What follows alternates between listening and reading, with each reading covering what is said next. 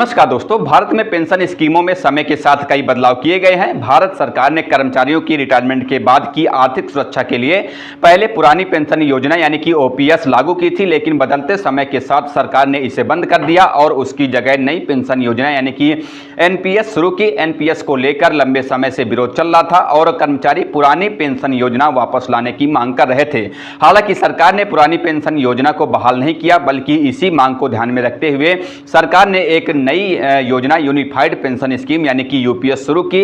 Pension स्कीमों में यह बदलाव आर्थिक परिस्थितियों, सरकार की नीतियों और कर्मचारियों की मांगों के आधार पर हुए हैं। आइए इन बदलावों को विस्तार से समझते हैं।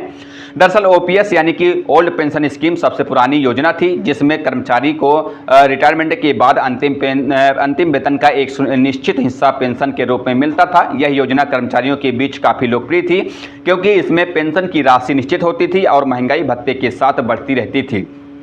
एनपीएस यह ओपीएस की जगह लाई गई योजना है। एनपीएस यानी कि न्यू पेंशन स्कीम, इसमें कर्मचारी और सरकार दोनों पैसे जमा करते हैं और रिटायरमेंट के बाद इस पैसे से पेंशन मिलती है। एनपीएस में पेंशन की राशि निश्चित नहीं होती, बल्कि बाजार के उतार चढ़ाव के अनुसार बदलती रहती है। इसमें पेंशन की राशि निश्चित नहीं होने के कारण रिटायरमेंट के बाद आय की अनिश्चितता रहती है, जो कई कर्मचारियों के लिए चिंता का विषय है। एनपीएस को अधिक पारदर्शी और लचीला माना जाता है। इसमें निवेश के भी विकल्प होते हैं, जिसमें रिटायरमेंट के बाद पेंशन की राशि बढ़ सकती है। एनपीएस में आई कुछ कमियों को दूर करने के लिए सरकार ने यूपीएस यानी कि यूनिफाइड पेंशन स्कीम लॉन्च की। इसे 1 अप्रैल 2025 से लागू किया जाएगा। एनपीएस को लेकर कर्मचारियों में काफी असंतोष था। उन्हें ओपीएस जैसी निश्चित पेंशन चाहिए थी, इसलिए सरकार ने यूपीएस लाई। यूपीएस में ओपीएस और एनपीएस दोनों के फायदे हैं। इस योजना में ओपीएस की तरह ही पेंशन की राशि निश्चित होगी और महंगाई भत्ते के साथ बढ़ती रहेगी। साथ ही रिटायरमेंट के बाद परिवार को भी पेंशन मिलेगी। इसमें पेंशन की राशि निश्चित होगी, लेकिन साथ ही इसमें निवेश के माध्यम से भी रिटर्न मिलने की संभावना होगी। बढ़ती जनसंख्या और महंगाई के कारण सरकार पर पेंशन का बोझ बढ़ता जा रहा है। ओपीएस यानी ओल्ड पेंशन स्कीम के तहत पेंशन की राशि निश्चित होने के कारण सरकार को भारी वित्तीय बोझ उठाना पड़ रहा था।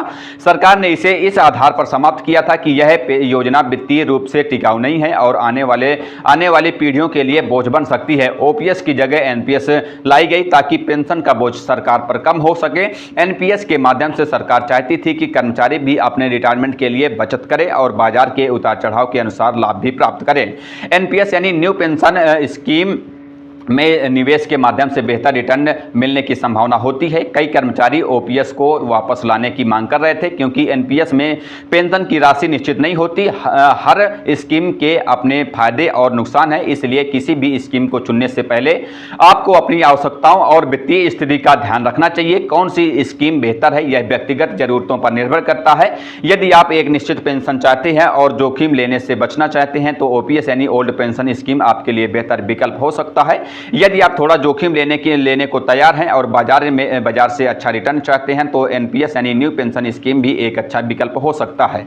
यदि आप ओपीएस की निश्चित पेंशन और एनपीएस के निवेश के फायदे दोनों चाहते हैं, तो यूपीएस यानी कि यूनिफाइड पेंशन स्कीम आपके लिए सबसे अच्छा विकल्प हो सकता है।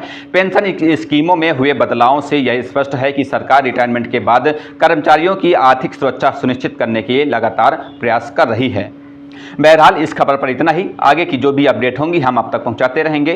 फिलहाल चलते हैं, मिलते हैं किसी नई खबर के साथ। तब तक के लिए बहुत बहुत धन्यवाद, शुक्रिया।